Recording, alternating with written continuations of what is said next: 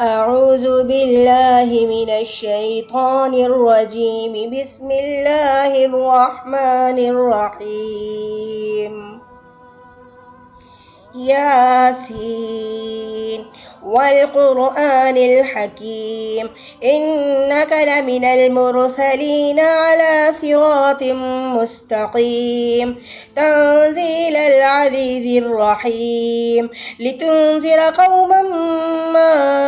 أنذر آباؤهم فهم غافلون لقد حق القول على أكثرهم فهم لا يؤمنون إنا جعلنا في أعناقهم أغلالا فهي إلى الأذقان فهم مقمحون وجعلنا من بين أيديهم سدا ومن خلفهم سدا فأغشيناهم فهم لا يبصرون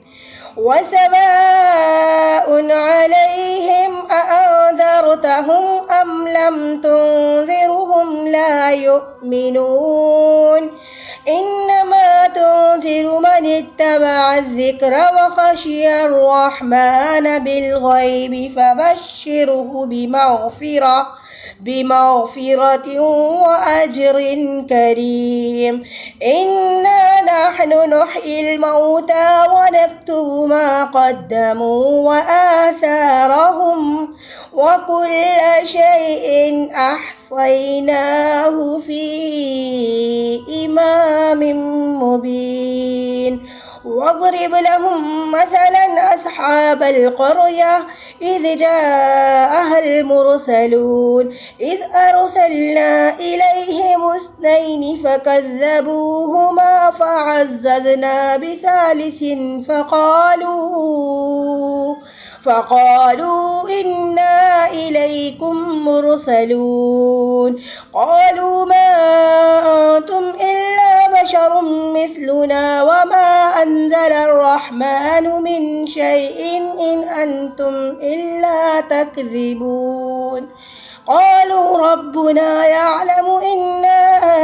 إليكم لمرسلون وما علينا إلا البلاغ المبين قالوا إنا تطيرنا بكم لئن لم تنتهوا لنرجمنكم وليمسنكم منا عذاب أليم قالوا طائركم معكم أئن ذكرتم بل أنتم قوم مسرفون وجاء من أقصى المدينة رجل يسعى قال يا قوم اتبعوا المرسلون اتبعوا من لا يسألكم أجرا وهم مهتدون